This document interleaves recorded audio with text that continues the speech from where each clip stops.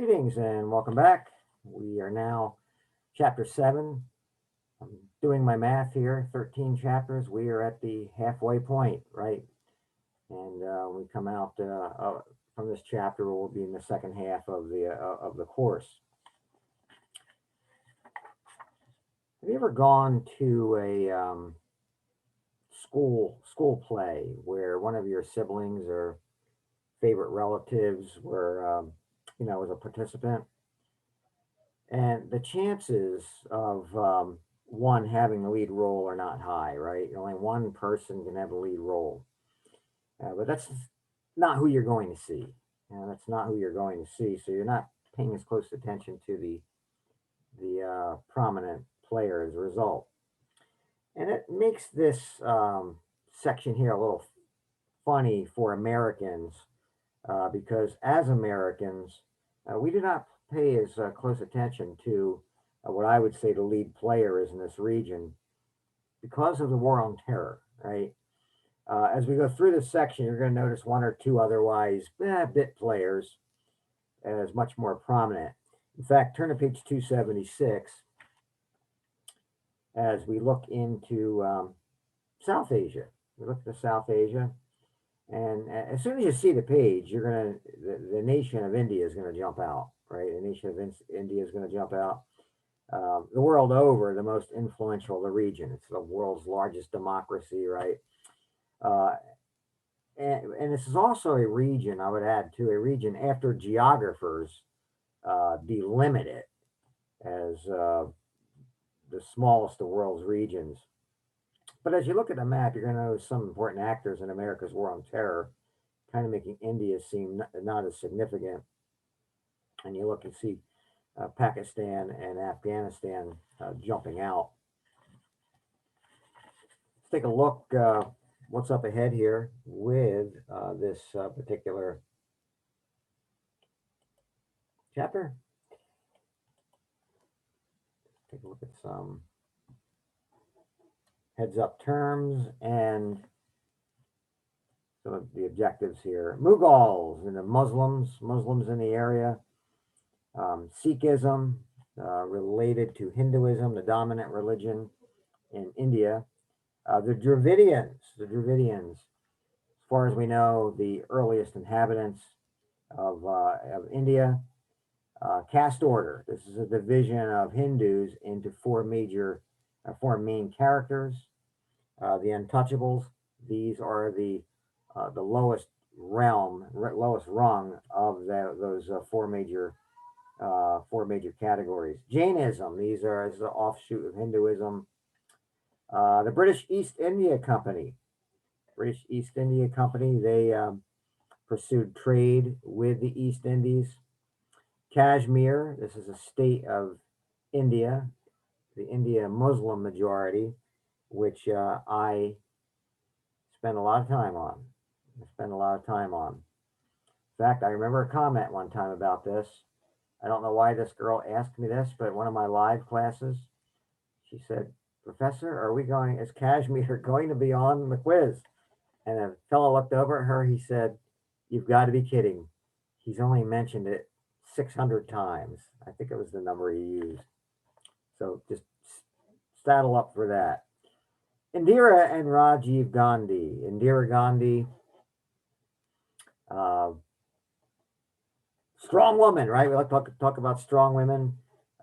She brings India into the wider world community economically, and then her son Rajiv takes control in 1984, I believe it is. And then, of course, nonviolent resistance, right? When we think of that, we think of Mahatma Gandhi, actually in a timeline before Indira and Rajiv, bringing Britain, the occupiers at the time, to their knees, right, through nonviolent resistance. I'm not going to cover him quite as much as Indira and Rajiv because I guess I always feel like that people know who he is, right? Turn to page 276, and as you do that, talk about the objectives here. We want to understand the impact of pre-colonial cultures upon the region, relate current political formation to the colonial past, and there you have it, explain the conflict in Kashmir. Let's look at the first set of notes. The Harappan civilization, right? Pre-colonial culture in South Asia. The Harappan civilization. These were Dravidians. The Dravidians began irrigating around 3000 BC in the Indus River Valley, up in the Indus River Valley.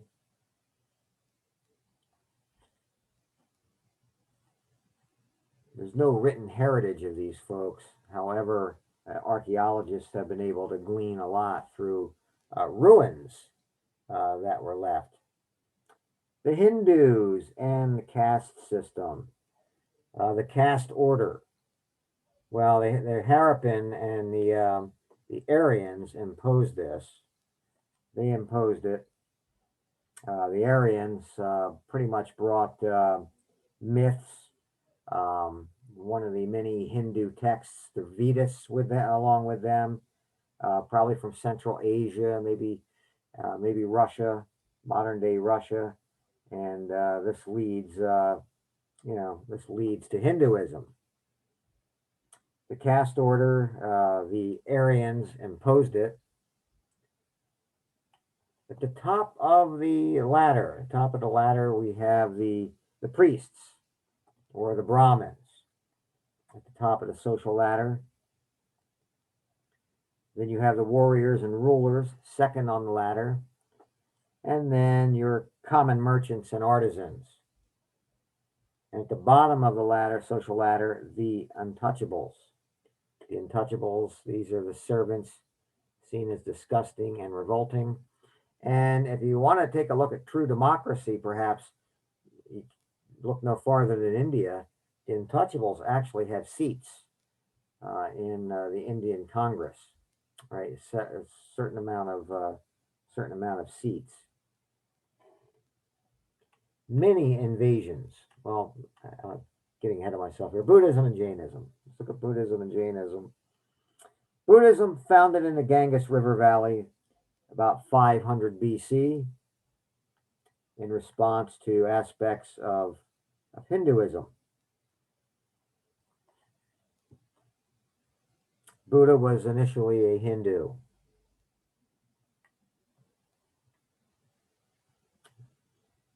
Jainism, or Dharma, it's Hindu in origin. Karma is involved in that. Good works, not dependent on divine grace. Been many invasions in India via the Khyber Pass. And if you take a look at your map on page 276, the Khyber Pass, if you look at the north central part of India, or the northwest, I guess, you'll see is going up into Pakistan, you'll see Islamabad, and just north of that, you can see the Khyber Pass, right? So a little pass in the Himalaya mountains that folks were able to get through down into India and the peninsula.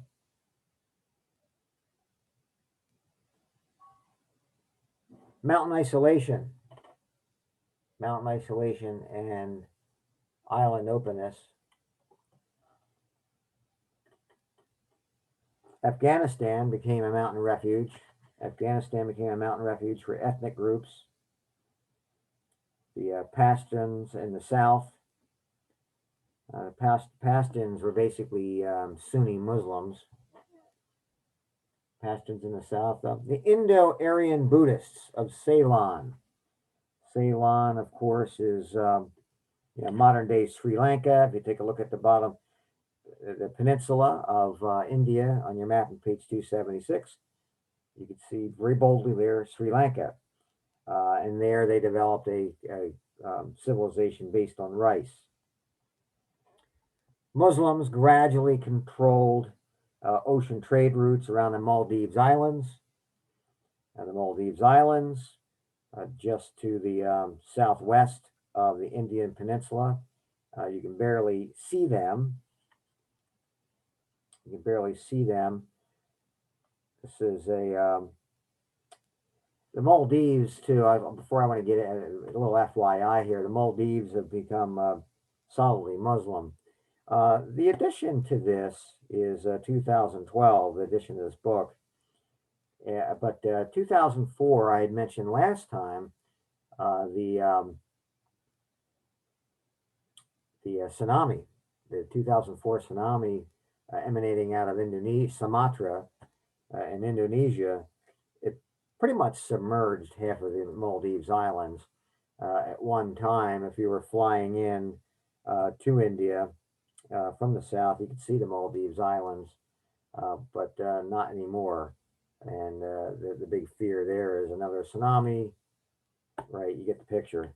I'll mention that as an FYI, some statistics on that when I get to the end of this. What about the colonial impacts? We've been seeing that over and over, right, through this study. Trading expansion. Trading expansion. When the Dutch forced the British out of the East Indies, the British switched to India, thus ousting the Portuguese. Figure 711. And I think some of the other maps here for this. Figure 711 on page 286. There's a map of the British Indian Empire before the British allot independence to India. Pretty good map. The British East India Company. The British East India Company, they took ports of Mumbai, built one at Chennai, and began trading with the populated Calcutta area. And turn to page 301. You can see those, get a visual of those cities. Mumbai, or otherwise known as Bombay, that's on the, you can see that on the Arabian Sea side of India. Chennai, or Madras, is down, just north of Sri Lanka on the map, on the Bay of Bengal side, and then just going up the coast toward Bangladesh, you can see what we know as Calcutta.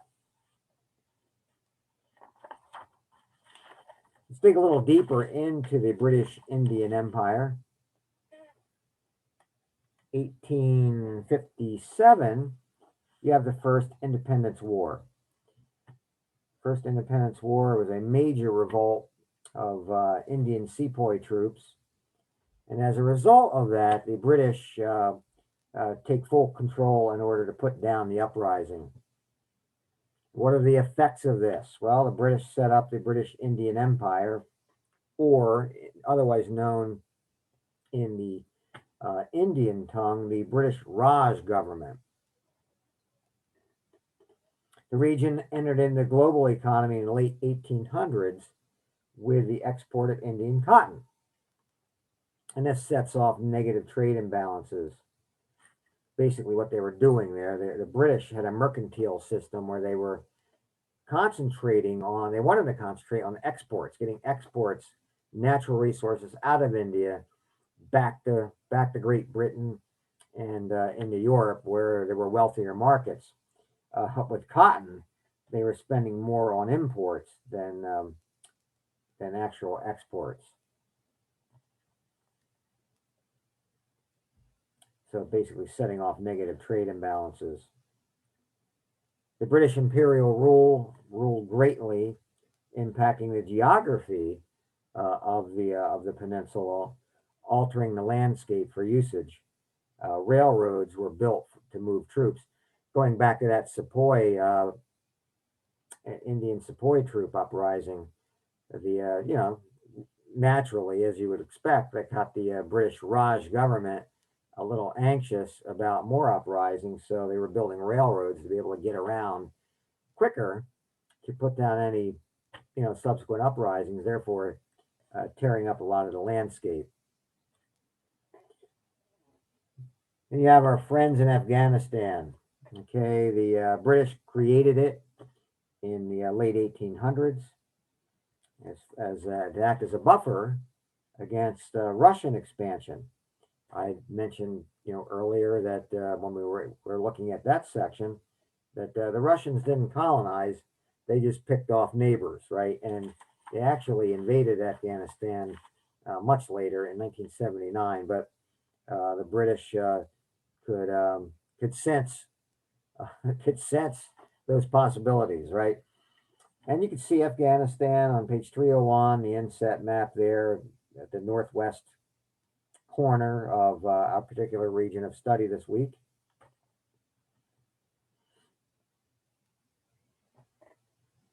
So the new country of Afghanistan, it brought together many fragmented groups. Opium, fast forwarding into the 1990s, opium replaced wheat in the 90s as a major fund crop, and it funds local groups, but it leaves city dwellers hungry. So not good. Paths to independence. Paths to the Indian independence. After World War I, Mahatma Gandhi began a policy of nonviolent resistance in seeking independence. The area of Kashmir, and here I'd like for you to turn to page 288. Yes, 288. The area of Kashmir remains, as I say, a festering border issue, and it's very soap opera like, but I know a lot about it, so I could give you a pretty good synopsis. Its location, if you take a look at it there, its location makes it very tense in relationship to its neighbors, and you can see it's in a fairly strategic spot, right? China borders it. And what happened here was, and the British made so many mistakes with India. The British sold it in 1947 on their way out, right? On their way out to a Hindu. They sold to a Hindu, and Kashmir opted to go with India as a result of a Pakistani invasion. Um, Kashmir actually at the time was, I'm trying to think how to say this, it was predominantly Muslim. The area was predominantly Muslim, but it was sold to a neutral party, actually, who opted to go with India, opted to you know adopt Hinduism. So Pakistan, which is Muslim dominated, they invaded it. So a line of control was set up, and you can see the line of control between Kashmir and Jammu and Kashmir. More on that in a few seconds. Jammu and Kashmir became, Muslim run, Muslim dominated. Subsequently, Pakistan holds about one third of that area. Issues with its inhabitants. India's installation of the government was secular. Pakistan's is Muslim. So again, Jammu and the Jammu and Pakistan Kashmir section is Muslim run. Kashmir is secular run, but with close ties to India. The Kashmiris, they're tired. They're very tired, and they want independence from both. With the fighting with the Muslim insurgents, you set up that line of control. Most Pakistanis see Kashmir as more important than Afghanistan. In fact, during the War on Terror, the Bush administration was pulling its hair out because it was widely believed, well, he was widely believed at the time, suspected, and the suspicions turned out to be true, that Osama bin Laden was actually hiding out in Pakistan. And we were pushing almost the Pakistani government to get more involved in the war on terror. And one of the reasons they did not acquiesce on that as quickly as we would have liked is their concerns were with Kashmir. It was, for a long time, right? Uh, the situation of Afghanistan was more or less a Johnny come lately to them. The Bush administration, speaking of which, they froze assets of Pakistani terrorist groups, which included Pakistani groups. The Pakistani and Indian governments meet often to look for solutions. Most recent thing that happened was the Pakistani and Indian governments um, in August of 2019. Again, this is after this book was published. And August 19, the Indian government limited indigenous Muslim powers in that Muslim dominated state of Jammu and Kashmir, thus dubbing it a union. And the thing is, this has caused problems too. Once a year, you will hear about something getting blown up in Kashmir as a result of this tension, generally from Muslim insurgents. Ceylon becomes Sri Lanka. Going back to looking at your map on page 301, you can see Sri Lanka. Ceylon, you had ethnic differences that came to the surface there. Um, Buddhists of the Sinhalese incorporated a new nationalism, thereby gaining them a new independence. A lot of coffee that's been extracted there, coffee beans, coconut, rubber. Okay. The other thing too, I would say, just adding about that to this, the Sinhalese, they adopt a form of Hinduism, Hindu scriptures called the Sanskrit. It's Hindu scriptures that and classic Indian poems are found there. Many of the northern Indian languages are derived from that as well.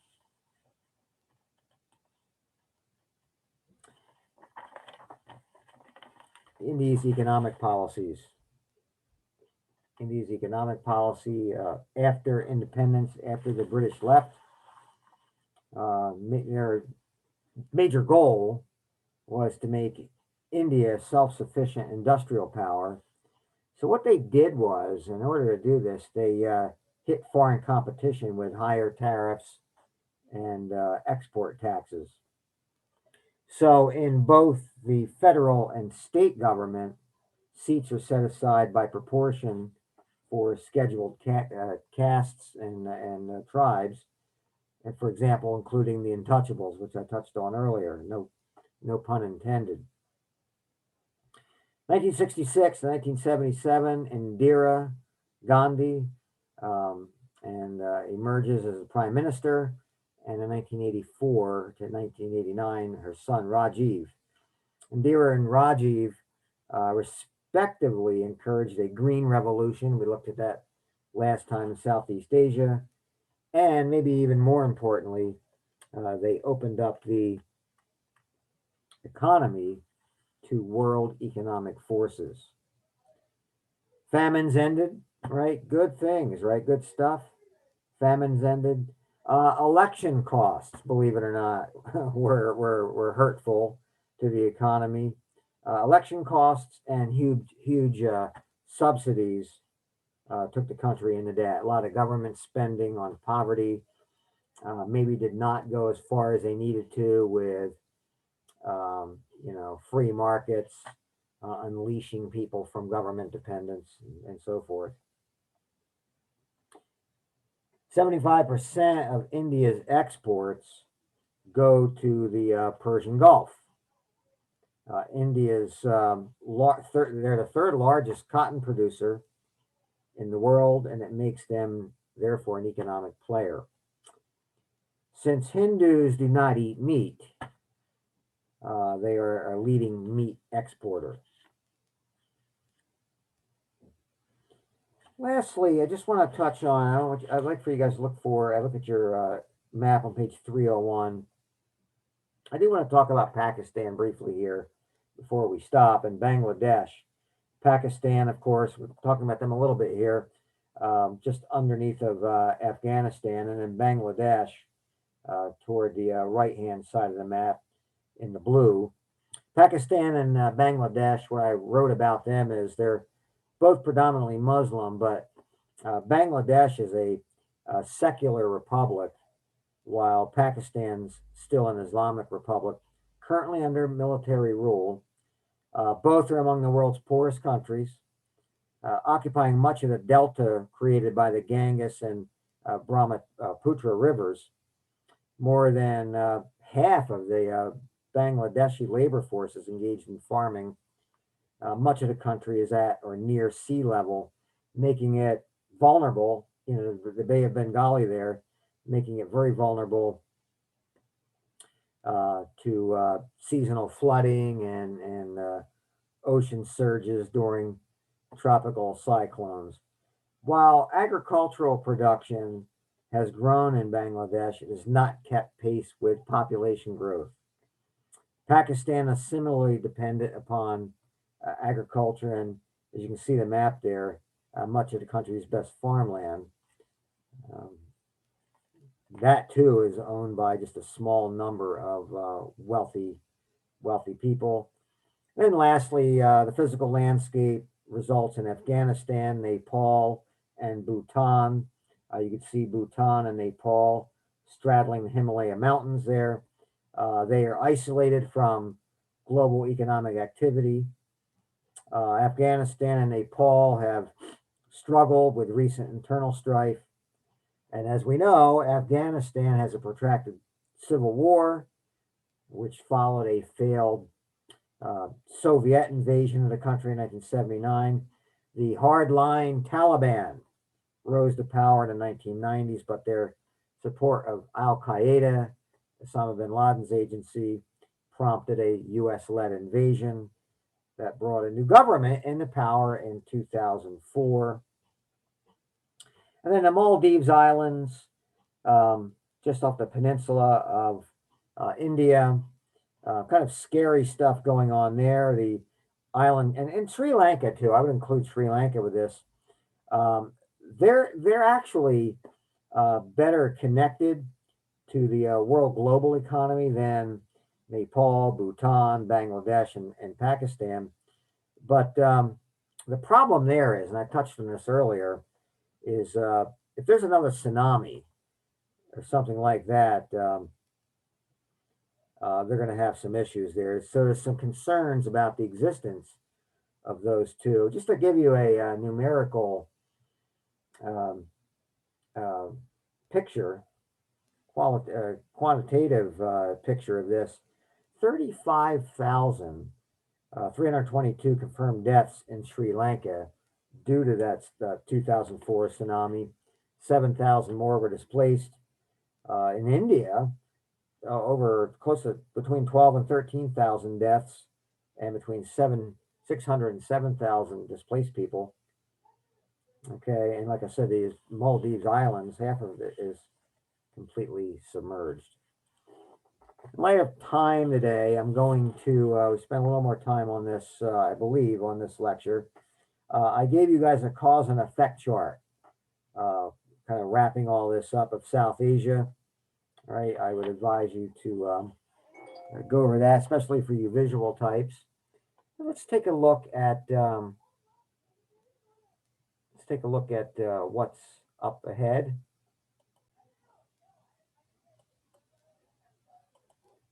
And it's an interesting schedule coming up because we're going to be soon here in the middle of our fall break.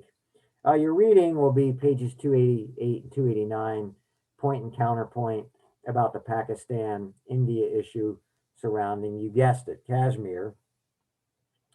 And that will be addressed on the in the discussion questions. Graphic organizer, right? Videos, short videos, Indian caste system. I talked about Indian cotton, right? Third leading producer of cotton in the globe. They produce genetically modified cotton. I should take a look at that, break that down a little bit further, the cotton production. And I'm thinking, you know, I'm not, I'm not real hip on as a feminist, but I do like I've never been intimidated by strong women, um, and let's take a look at Indira Gandhi, right? 10/14 Thursday. I'm going to have the in the news due, and then it'll be feedback night. And since we're having a break, um, next week, I want the initial post. Well, the initial posts. I'm not going to have them due on Friday. In fact, I think I'm gonna back up. I'm gonna back the in the news up to Friday. I'm gonna make that call right now. I'm gonna back the in the news up to Friday,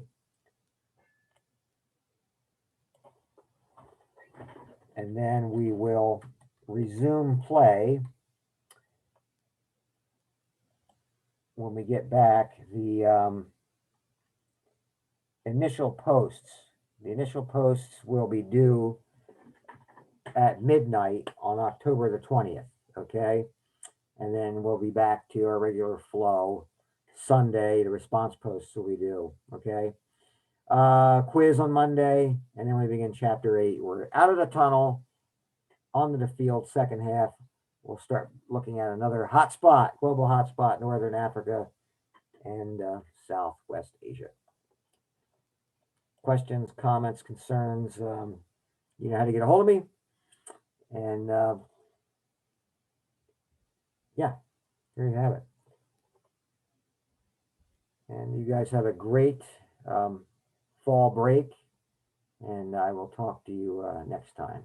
See you then. Bye-bye.